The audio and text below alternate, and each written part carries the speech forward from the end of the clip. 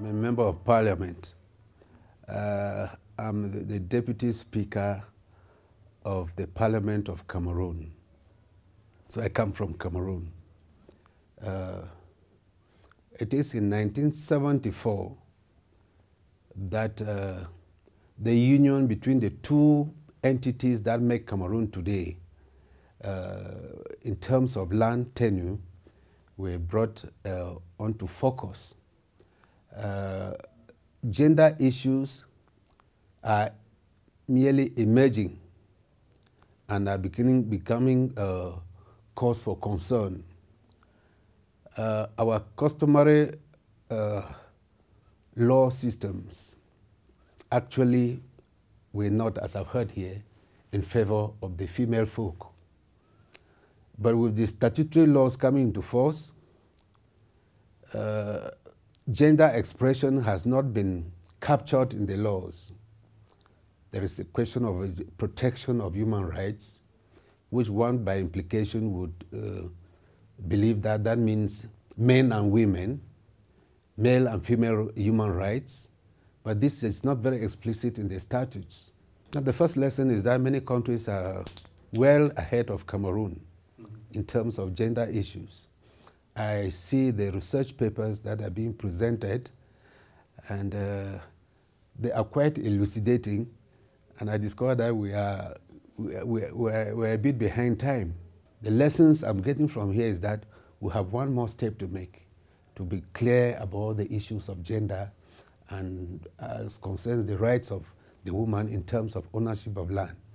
I think if I had my way, I would be seeking means of inviting IDRC to hold a symposium of the sort within the Central African region. So such a symposium held within the Central African countries will be of great impact to its development and to its conceptual thinking in terms of gender. I said I'm a practicing lawyer. I've hardly really been convinced of customary law as such. I prefer to talk of customs and usages. When you go into an African country, the first thing you face is the multiplicity of ethnic groups with divergent niceties in the rules that apply, and proof of those rules is often an issue. And you will realize that most of what we call customary laws are actually interwoven with what the colonial masters brought in at the time. So it's not easy to know what was custom and what was instituted by the colonial master.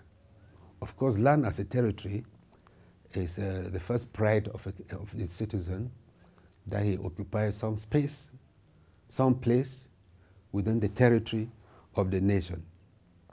And so it is also an instrument of power, because those who happen to be in possession of the means tend to acquire more and more of the land. And it was simple that the law says it guarantees the right to ownership to every citizen, be you male or female.